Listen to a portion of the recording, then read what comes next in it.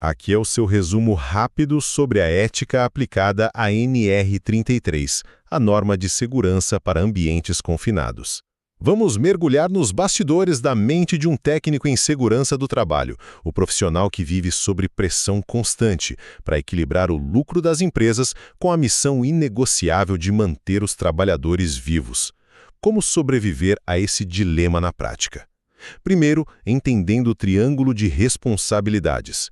O técnico está ali, espremido entre o trabalhador, o empregador e o Estado. É como andar numa corda bamba sem rede de proteção, enquanto alguém balança a corda como ele não cede e faz vista grossa para acelerar a produção. Segundo, lembrando das consequências fatais. Falsificar níveis de oxigênio ou afastar o vigia gera aquele efeito cascata de mortes em resgates amadores. O SAMU não vai chegar a tempo. Isso mostra que uma omissão num papel não é só uma quebra de regra administrativa, né? É literalmente deixar uma arma engatilhada apontada para o trabalhador. Já que é vida ou morte, como exigir regras sem virar punidor? Por fim, pela postura educadora. O técnico pode paralisar a fábrica, mas usa a comunicação não violenta para entender por que o equipamento de proteção, o EPI, não está sendo usado. A autoridade vem do exemplo. Exigir protetor auricular e não usar na área é como ir a um dentista com os dentes estragados. A credibilidade vai a zero. No fim das contas, a verdadeira ética na segurança do trabalho não é sobre preencher formulários com perfeição, mas sobre ter a coragem de ser a última linha de defesa entre a vida e a morte de quem está lá na ponta.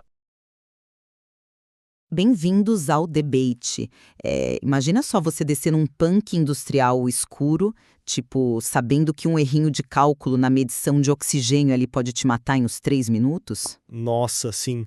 3 minutos é praticamente nada num cenário de pânico. Pois é, a norma regulamentadora 33, a famosa NR33, lida exatamente com o trabalho nesses espaços confinados. E hoje a gente debate quem é o verdadeiro guardião da vida nesse cenário extremo, que é o técnico em segurança do trabalho, o TST. Exato.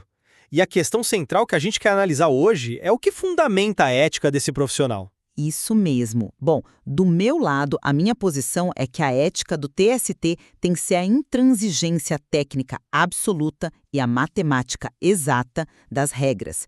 Eu sou totalmente focada na ciência da coisa. Certo. E eu enxergo por um ângulo bem diferente. Eu argumento que a verdadeira ética não está no cumprimento cego da regra, mas sim na facilitação comportamental e na coragem de gerenciar a pressão humana lá no chão de fábrica. Eu estou convencido de que o fator humano vem antes. Então vamos pensar na mecânica do desastre. A permissão de entrada e trabalho, a PET, não é só uma burocracia chata. Ela é um checklist vital que prova fisicamente que a atmosfera foi testada, sabe? Antes de alguém enfiar a cara no buraco. Se um TST frauda essa medição ou maquia os riscos numa análise preliminar, a APR, o resultado não é o RH te chamando para conversar. Não, definitivamente não. É a morte por asfixia ou uma explosão térmica. O gás sulfídrico não negocia, entende? A ética, portanto, tem que ser a aplicação irredutível e puramente técnica dos protocolos. Olha, eu entendo o seu ponto, mas essa ideia de que os números bastam por si mesmos simplesmente não me convence. Você fala da técnica como se ela operasse num vácuo. Como assim no vácuo? O número é o que é. Mas um laudo impecável não impede o trabalhador de, pular etapas de segurança se ele estiver sob uma pressão psicológica bizarra para entregar o serviço mais rápido. A técnica é inútil se o TST agir só como um fiscal punitivo. Mas a função dele é fiscalizar. Sim, mas se ele só pune, ele perde completamente a credibilidade moral com a equipe. O papel ético exige ser um educador. Se o TST não usar empatia, comunicação não violenta para entender o real motivo pelo qual as regras são burladas, a PET vira só um papel inútil assinado sob coerção. Certo, empatia é legal, mas na hora em que o trabalhador cai desmaiado por falta de oxigênio, a empatia não vai ressuscitar ele. Obviamente não. O que salva ele é a medição matemática exata que deveria ter sido imposta a qualquer custo. Veja o problema clássico do desvio de função do vigia. Ah, e isso acontece muito. Demais!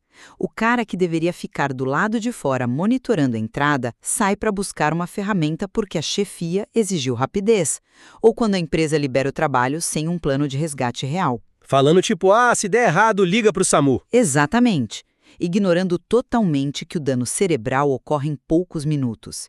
Então, um TST com excelente escutativa, mas que cede a essa pressão e permite um detector de gases descalibrado, está enviando aquele homem para a morte. A régua moral não tem que ser, antes de mais nada, o dado científico incontestável? Não, peraí. Você foca no sintoma, mas ignora o mecanismo. Por que esse detector de gases está descalibrado de propósito? É aí que a técnica colide com a realidade. Por negligência. Não só isso, o detector é descalibrado porque, se o alarme disparar com qualquer alteração mínima, a operação inteira para. E operação parada significa milhares de reais perdidos por hora para a empresa. Dinheiro falando mais alto. Sempre. Esse é o peso do chamado triângulo de responsabilidades. O TST vive espremido entre a lei do Estado, o bolso do empregador e a vida do trabalhador. E é exatamente por causa dessa pressão absurda pelo lucro que o TST precisa se blindar nos dados brutos. Se houver um acidente fatal, o Estado vai cair em cima, exigindo responsabilidade civil e criminal. Vão investigar cada detalhe. A fiscalização não vai perguntar se o TST tentou ser um bom facilitador comportamental. Eles vão olhar se a calibração do equipamento estava rigorosamente documentada. Como a autonomia técnica do profissional sobrevive sem essa muralha de evidências matemáticas? Ela sobrevive porque a técnica, sem a gestão do comportamento humano, é como um detector de gases sem bateria. Ele tem toda a tecnologia lá dentro, mas na hora do perigo real, não avisa ninguém. É uma boa analogia, mas a técnica ainda é a base. Mas o conhecimento isolado não resolve a pressão contra o direito de recusa. Se o trabalhador sabe que vai ser demitido veladamente caso se recuse a entrar num tanque inseguro, ele entra em pânico e ignora o protocolo. O TST precisa de coragem moral. Liderança, você diz? Exato, liderança pelo exemplo. Ele precisa colocar o equipamento, descer na área de risco e mostrar na prática que a vida vale mais que a meta do dia. Isso engaja o trabalhador de uma forma que a cobrança técnica fria jamais faria. Entendo o seu ponto. Mas, no fim das contas, a medição precisa daquele oxigênio continua sendo o limite físico inegociável entre a vida e a morte.